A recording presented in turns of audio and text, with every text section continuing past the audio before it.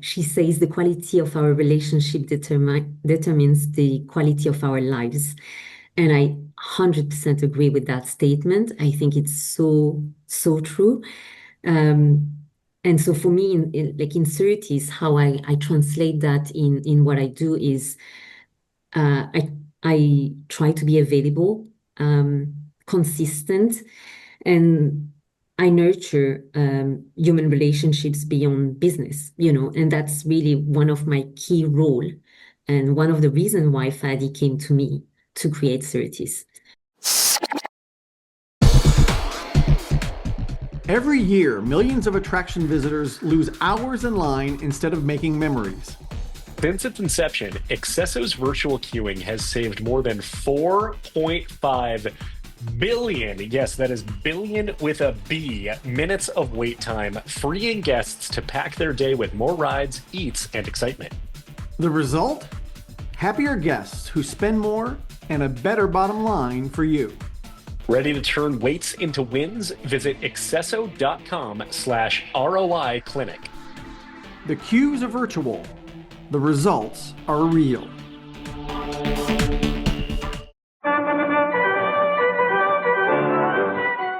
Welcome to the Attraction Pros podcast, where we discuss the latest trends and challenges facing the attractions industry today. We chat with some of the top leaders in the field and provide resources that will help develop your career in this great industry. I am Josh Liebman. I am obsessed with the guest experience and helping attractions make that their top priority for success. And I'm Matt Heller. I am passionate about organizational effectiveness, leadership development, and employee engagement. Now sit upright, hold on tight, and get ready for the Attraction Pros podcast. Hey, Matt, how's it going? I don't know why I'm laughing, but it's fantastic. Lee, I'm doing fantastically. How are you? I'm doing really well. Good. Question for you. Yes. Has anyone ever said to you that they thought that you'd be really good at doing a certain thing, so you should start that thing?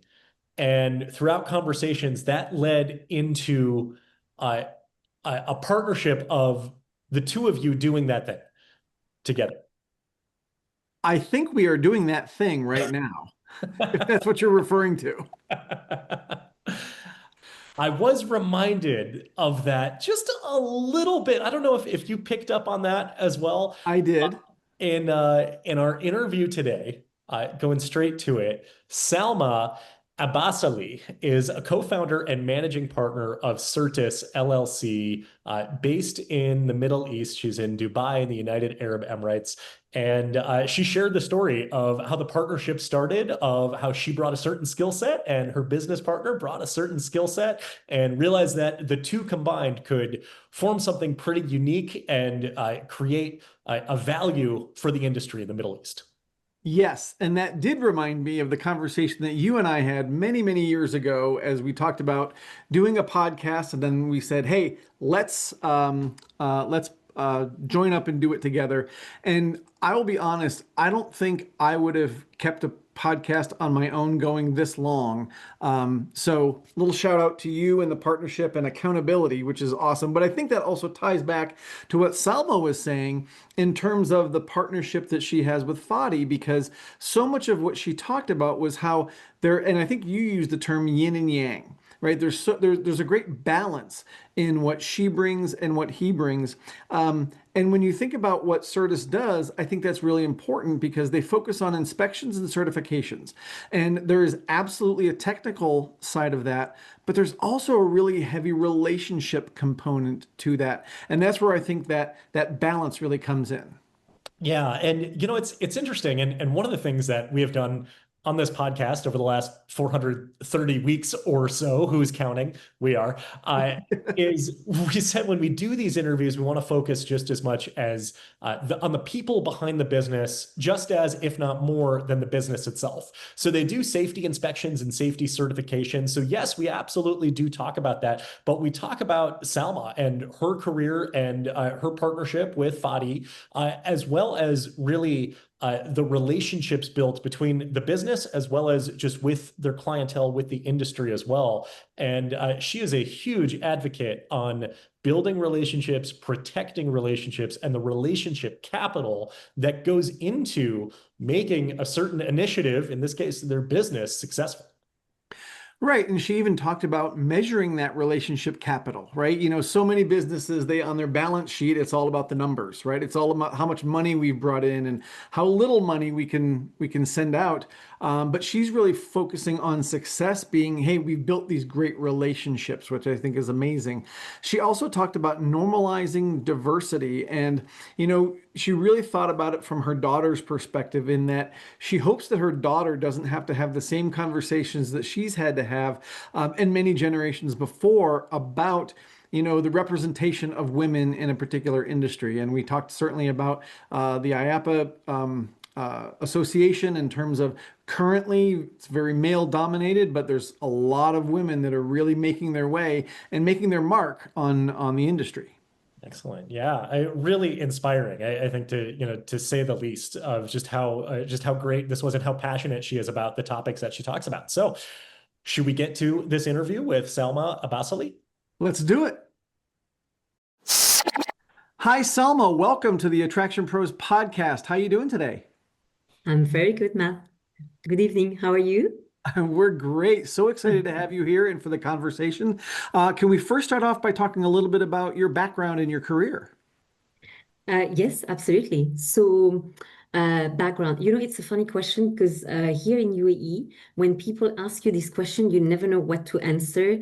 Some people will tell you about their professional background, others will tell you their origins, which country they're from. It's such a wide question. So I'm gonna stick to the professional, but tell you a little bit more about me. I was born and raised in Paris. Hence the accent. I moved to the UAE in 2007, and basically it's a bit of it's a typical and atypical kind of journey for me. Typical because I came here for a job opportunity, like most expats who live in the United Arab Emirates.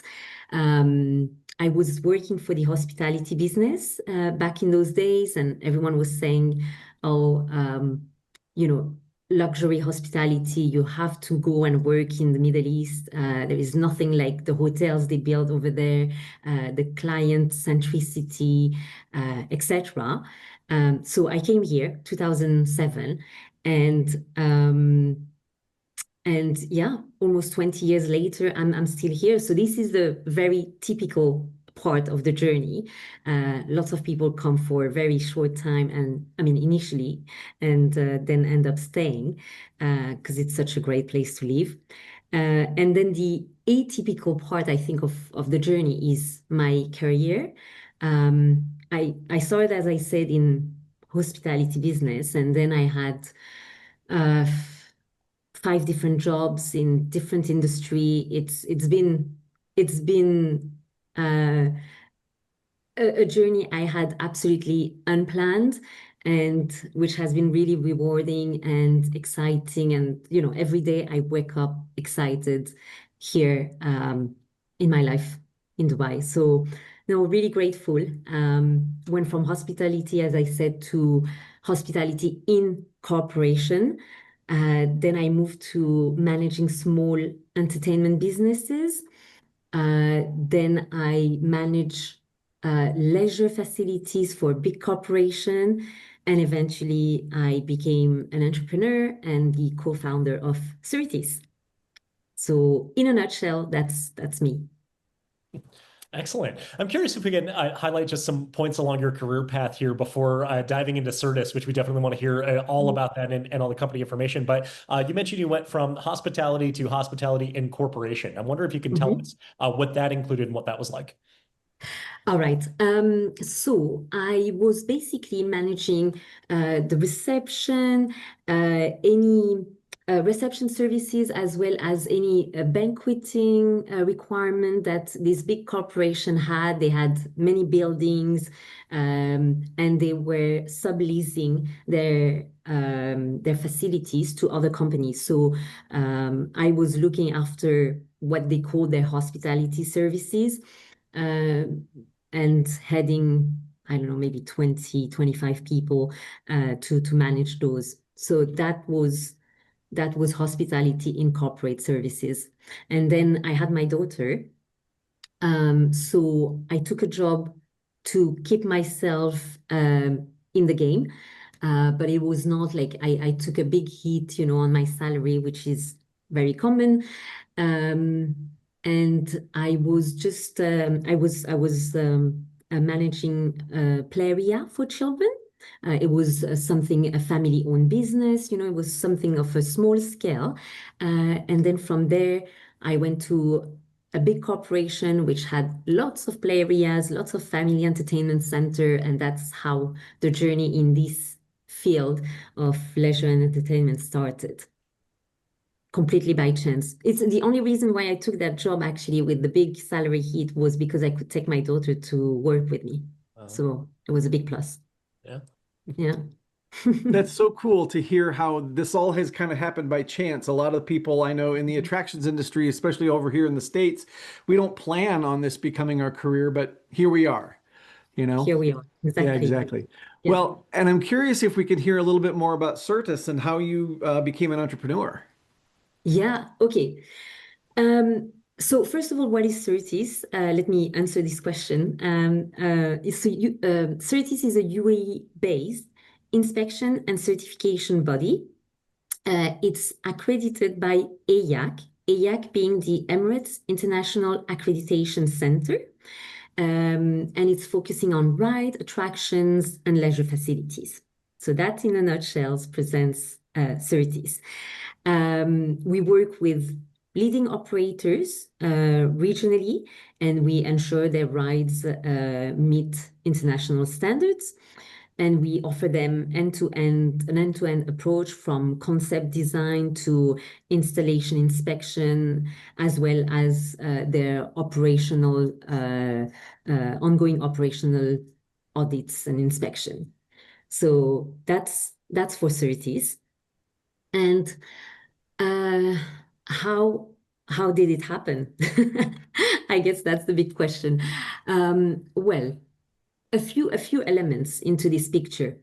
First, I have to tell you that I was a dedicated corporate employee. I used to love it. I was a great employee. I think my previous manager would tell you so. Committed, I was in it, fully. But I've always wanted deep inside. And I think it comes from family background. My parents have always been entrepreneurs. So I always wanted to have that opportunity in my life, but I just never found the right outlet to make that happen. So there was there was that aspiration. But here in UAE, a lot of people are here, and their presence is connected to their visa, their working visa. So if you don't have a working visa, you can't really stay in the country. There is you have to be beneficial to the society economically. So not having a job meant also putting a risk on me staying here in the UAE. Hence why I was really like very holding on to the job, to the corporate life. And then an opportunity came. So Fadi, my business partner, has been working in also the corporate world for many years, but he has been in this field of inspection and compliance for many years. He has worked for Bureau Veritas and many other leading companies in the sector. And he came to me and he offered me to bridge the operational reality, which I was totally aware of because I was an operator in my last job, with the technical rigor that he had. And in so many ways, Fadi and I are complementary. He's a male, I'm a female. He is Syrian, so he is from this region. I am French, and I bring this Western maybe element to me. So there is a balance in so many ways between him and I, and the respect, between the two of us. We just decided to join force and contribute to the safety landscape of the country. And today we are one of the leading company in what we do. So we're very, very, very proud of what we've done so far. It has only been a year, but we are really, really happy of the past year and the horizon. Yeah. It sounds like the partnership is a really good yin and yang between the operational side and the technical side. And like you said, being able to kind of supplement each other's knowledge. I'm curious maybe where that light bulb moment was, or perhaps, kind of those early conversations to say, to realize you were able to complement each other's skill set and that there was a viable business opportunity from that. When Fadi came, Fadi and I, we were working together in the same company, in the same corporation. And from pure place of friendship, I was saying, Fadi, come on, you need to open your own third-party inspection body. You can do it. You have everything you need to do it.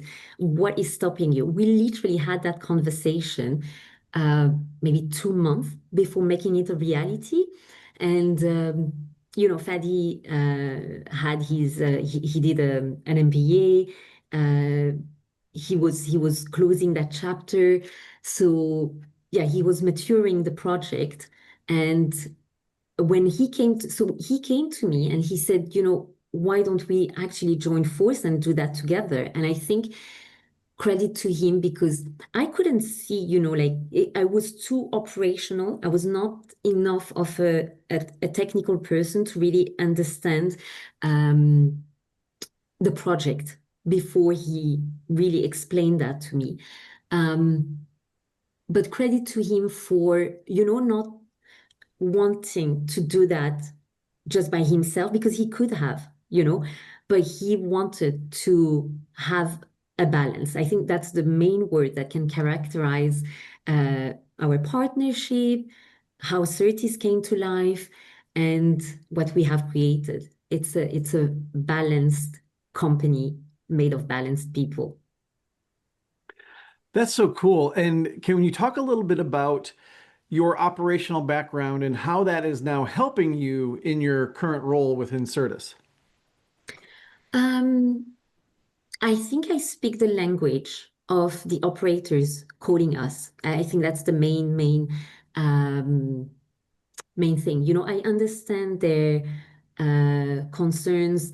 I understand how sometimes the inspection body comes across as a cost, a constraint, and that's exactly what we're trying to avoid. So I relate to their limitations, to sometimes the lack of understanding of the standards. And again, when we come as a team, Fadi and I, our client, most of the time the operator, relates.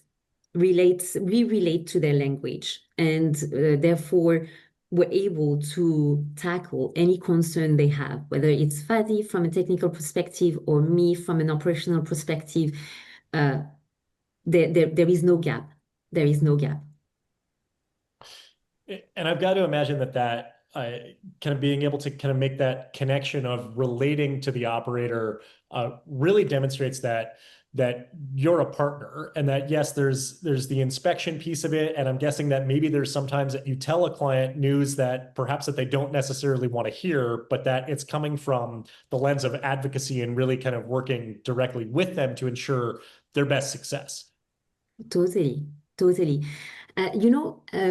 always says safety is a perception, and you do realize in this part of the world that it is actually. And I guess to the standards, they always help kind of align the perception with the reality, and that's where our role that's where our role is also educational. We need to explain certain basics because people don't really see it through the same lens. And when you have that language to help you, it really, again, fills the gap and creates the connection that you need to build on the trust in the partnership. Yeah. Salma, I'm wondering if we can talk a little bit more too about the journey that you and Fadi have been on, because I saw a LinkedIn post and it said that the birth of CERTIS was like climbing a mountain. And I know there's a lot of people out there that probably have a business idea or they think, oh, if I could just start my own thing, that would be great. But I'm curious if you can kind of walk us through some of those maybe challenges or steps that you had to take to climb that mountain. Yeah, I think it's a great question, Matt, because a year ago I was there, I was dreaming, to have something of my own. And in all fairness, I never thought I was a team player. In the sense of having a business with someone, I would have never thought in my wildest dream. But I am so happy we did it together. Um, it's just being two people, maybe more, I mean, for other people, but for us being two gives you so much support, um, and perspective as well. I think uh, like doing something on your own, you need to be solid or have something else in your life that really gives you that comfort, safety, and support throughout. But I mean, I know which post you're referring to, Matt, and I want to actually dwell a little bit on it because it's true. And there is a funny story.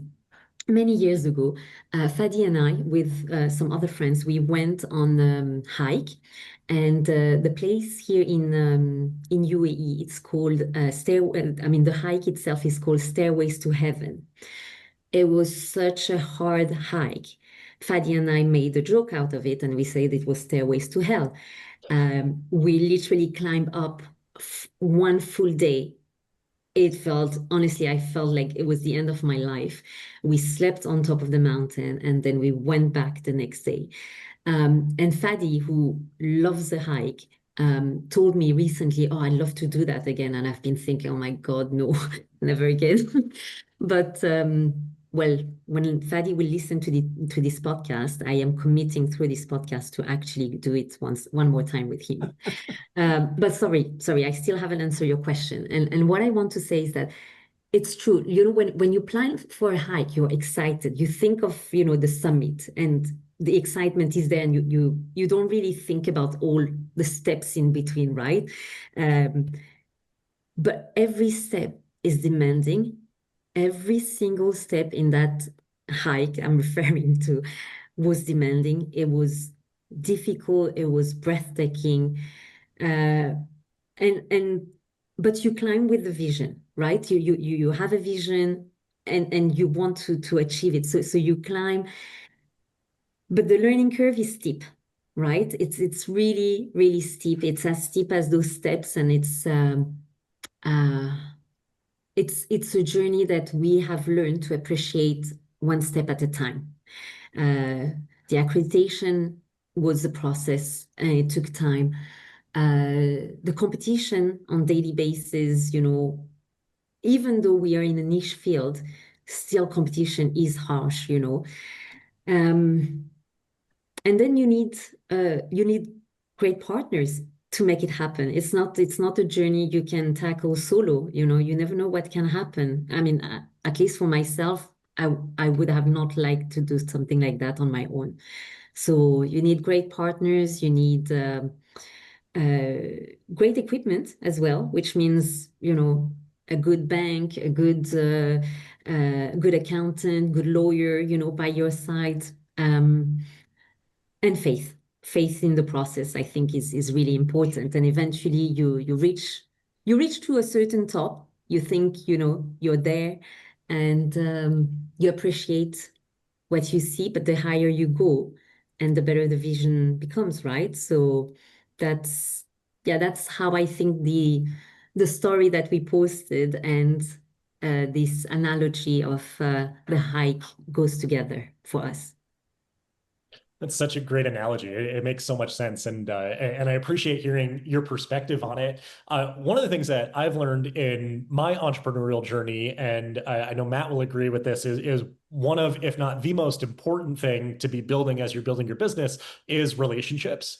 And that can be I'd say maybe simplified as networking to some extent, but really focusing more on relationships and rather just transactions. And I'm wondering if you can share your perspective on that and talk about how you've been able to build and sustain meaningful relationships throughout your professional journey and then into your entrepreneurial journey as well. Relationships are a massive, massive topic for me. And in fact, I'm a relationship coach. So myself and Fadi and myself, we actually also did a relationship coaching while we were setting up CERTIS in order not to mess up this relationship, because we knew that if we were not honoring this partnership, it was the whole company that was in jeopardy. So this is a really, really big topic in my professional relationship, in my personal relationship. It's something that is really, really dear to me. And I don't know if you know this, she's a psychotherapist based in New York. Her name is Esther Perel. And she says the quality of our relationship determines the quality of our lives. And I 100% agree with that statement. I think it's so, so true. And so for me, like in CERTIS, how I translate that in what I do is I try to be available, consistent, and I nurture human relationships beyond business, and that's really one of my key role and one of the reasons why Fadi came to me to create CERTIS. So huge topic here, Josh. You really pointed on the right thing here. Well, and maybe we can stay on that topic then for a minute, because I don't know that I've ever heard of a partnership starting off with sort of proactive relationship coaching as you're getting into it. A lot of times, the coach is brought in, or the counselor is brought in when things have gone wrong and now there's something to fix. So I'm curious where that decision came from to do this at the very beginning. It's very simple. The answer is very simple. I am, as I said, I'm a relationship coach myself, so I know the benefit of having a clean slate to start from and some commandments, into this relationship, and how do we want to show up, and what do we want to do when something is not in agreement? How do we want to behave towards each other? What does each one of us want when something is not going well? How are we going to express it or not express it? So all those questions were very, very real for me, it was not alien. And because Fadi is such a respectful and trustworthy person, he was able to hear that from me. And I've been telling him about my journey also, as when I did my whole relationship coaching certification. And he was, he never closed that door. And he said, yeah, you know what, it's a great idea. Let's do it. And we found a fantastic coach to help us establish these ground rules. And up until today, we have those sessions with our coach. It's something that we're not letting go, for now at least. How have these questions and these guidelines also extended towards external relationships, with partnerships with clients, with prospective clients, with the industry, beyond the two of you? It's something that lives in me, and that I really share all the time, with Fadi. So we just I think the transaction is the ultimate accomplishment of the relationship through the company. But before that, there's the relationship. There's the relationship, there is the rapport and the genuineness that you bring into the picture. And the level of intimacy, if I may say, of the relationships we have created is, for me, it is as strong as the numbers that we could, the revenue numbers that we could do. We know that this is a capital that exists. It is not tangible, but it is one of our metric of success for sure.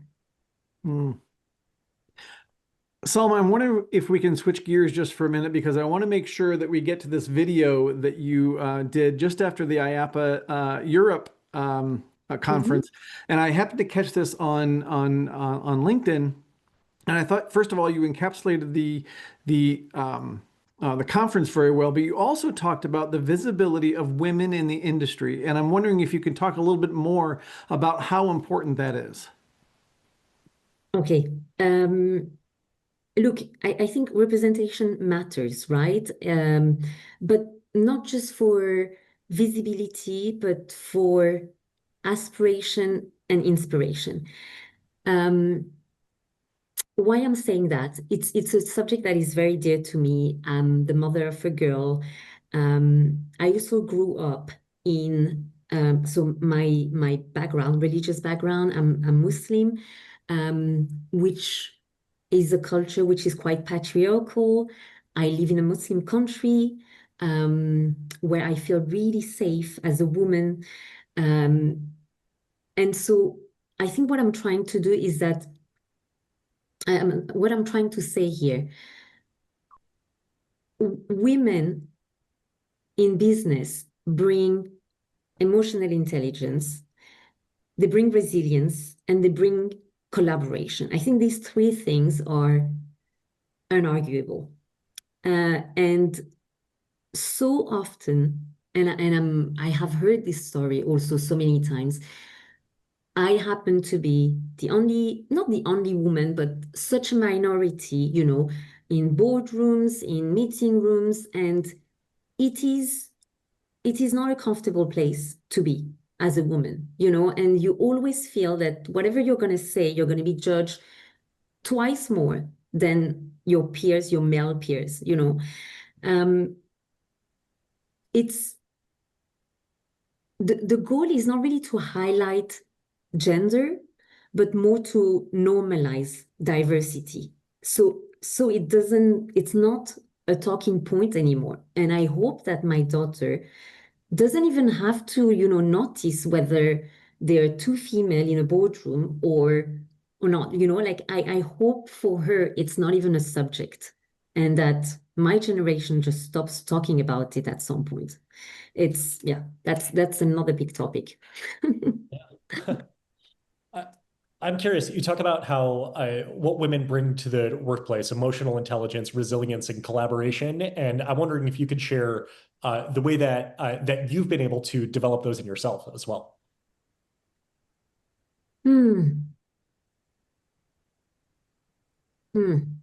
Good question, Josh. I read something, and so when girls are young, they play with each other, right? And they role play, and they have all those drama in the school, how you call that, the courtyard, right, of the school. And they have friends, and then they're not friends anymore, and then they talk to someone who is gonna talk to someone else to make sure they're friends again, and so on. This is where apparently little girls grow this emotional intelligence throughout their life, through their social ability that starts really at their young age. And while boys tend to be more boyish, play with, more sporty as well, play with, balls, football, and those social interaction tend to be a bit less of a thing. And it's something that, I have observed everywhere in my career. And funny enough, because in this industry, the leisure industry, I think because it involves family, children, there is an element of nurturing that is required, despite I've always seen more male into the landscape than female, unless it was small family-owned business created by moms, Otherwise, in the corporations, it was more male dominated. I don't know, and maybe I don't have enough perspective because I'm only based in the Middle East. I don't know what's happening, for you guys in the US. I see only what I can see, and hence why I did that video in after IAPA. But even at IAPA Europe, it felt like it was, there were obviously women, but definitely not in the same numbers as um, the male. Mm. Well, and I think you still see over here in the United States, like IAPA for us is coming up next Yeah. week, and it's definitely still a very male-dominated field. Mhm. And I think what tells you that is that there's two separate sessions at IAPA that are celebrating women, right? And you Ah, don't see a session that celebrates men, right? Because it's not needed, right? There's enough stuff out there about men and for men, but women are really, I think, to your point, really looking for ways that they can show that they're talented and show that they can contribute. So I'm curious, from your standpoint, what advice might you have for an up and coming woman in the attractions industry or the leisure industry to get her foot in the door and to be in those boardrooms, even if if she's outnumbered, but what can she do to really kind of cement her place and her contribution? I think just don't shy away from being yourself, your true self. What I mean by that is that I think for many, many years, when women had to lead, they were doing that by copy pasting behaviors that male were bringing into the boardroom, and it was unnatural for female to behave like that. You can lead differently uh, by being more of a female leader, by being more nurturing, by being more, again, emotionally intelligent, by being more supportive, not only of other female, but of everyone. And I always saw, not always, but very often, my generation of leader had to be, um, is it boisterous or boyish? I'm not sure what's the word, but more having the male characteristic in order to lead, and that I think was uh, this not serving um, female actually in the workplace. So, Selman, you make the connection to the UAE and to being in Dubai, and to kind of go from there. I'm wondering if you can tell us, are there any myths or misunderstandings that people might have about living and working in the UAE? Um, So I've left. I mean, I've been living in the UAE for almost 20 years, so I'm not sure what people think of the UAE from outside the UAE. What I can hear sometimes, and that really kills me, it's when family or people I meet back home when I go back to Paris still ask me, like, can you drive? Do you have to cover your head to work in the UAE? I'm like, oh my God. But I think, okay, back in the days, I could understand. In 2007, it was maybe not super common to hear about Dubai. And now I think Dubai, and correct me if I'm wrong, because again, I don't see the perspective that you might have from the US, but I think Dubai is in every magazine cover. Everyone talks about Dubai. Everyone wants to check it out. So I think those kind of thoughts are maybe not as common as it used to be. But what I can tell you is that the UAE in general are a very dynamic, safe. I said that before, but I just really want to reemphasize it. I feel safer in the UAE than I feel in Paris. When I go back home, I don't feel safe. I don't like to take the tube. But in UAE, I'm able to live my life without having a safety worry. And it's a country of opportunities, right? It's incredibly forward-thinking, supportive of innovation, entrepreneurship, and women in leadership. I really want to emphasize that because it is a true commitment, from the highest rulers of the country, to bring women forward. And for me, it's a place where I've been able to make my dream come true. And if you're an entrepreneur, you can scale really fast if you work hard. So yeah, that's going to be my truth about the UAE. Well, and again, kind of bringing it back to entrepreneurship, kind of a similar question that I asked about women in the industry, but specifically entrepreneurs. You told that great story of climbing the mountain and what it took to get up the mountain and all the challenges that came with that. But I'm curious, do you have any specific advice or words of wisdom for people who may want to try their hand at something and really focus on being an entrepreneur? Yeah, a few things. I think one is starting with clarity, right? And having a strong sense of purpose beyond the appeal of the profit, and the success. So purpose is big thing. Also building credibility early. For us, for example, it was having our accreditation, was the stamp that allowed us to go to our clients and say, look, here we are accredited. We bring quality, reliability, transparency into what we do. And this is the stamp that guarantees it,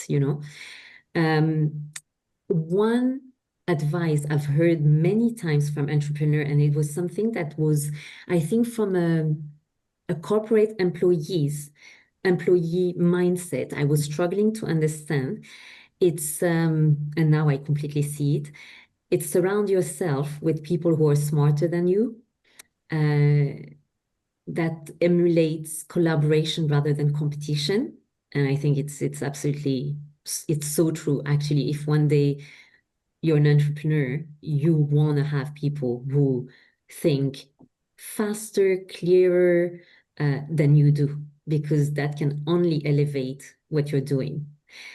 And then, yeah, that was something very true for us on that first year, is that growth is not something linear, but persistence wins every time. So yeah, we're here on the long game, right? So persistence is a key word as well. Love it.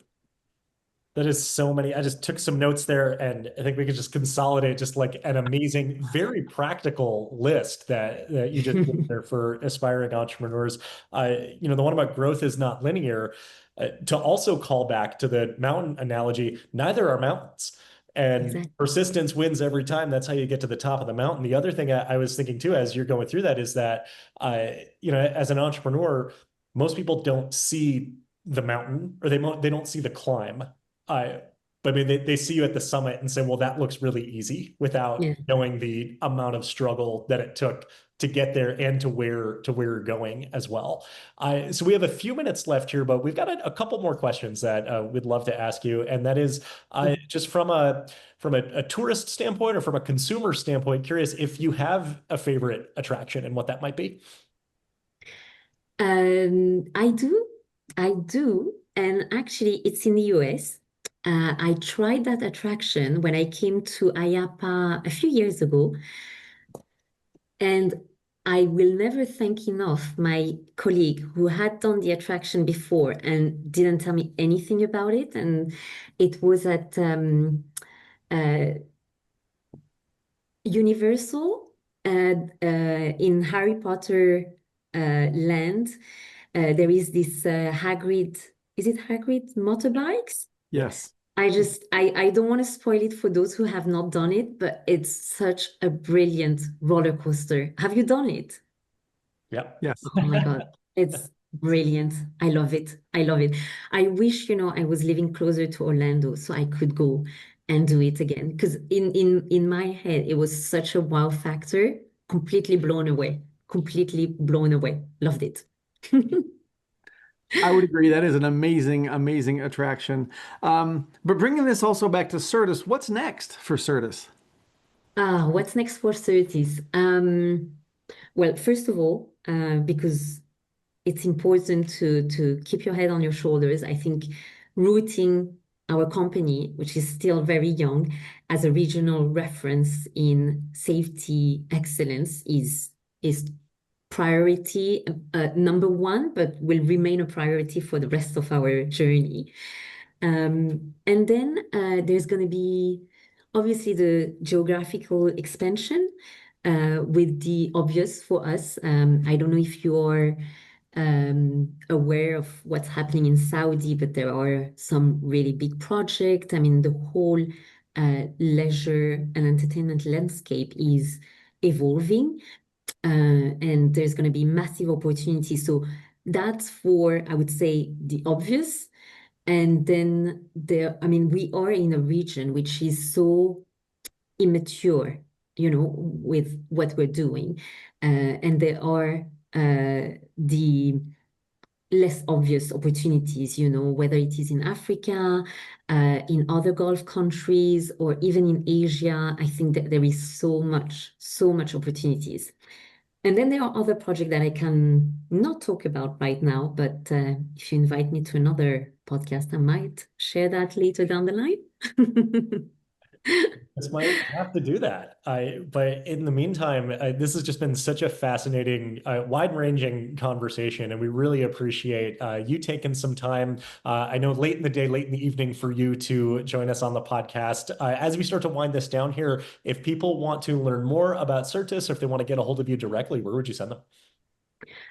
To our website, but actually as I said, relationships are everything for us. So let them connect with us on LinkedIn, and we'll take that conversation then ahead with them.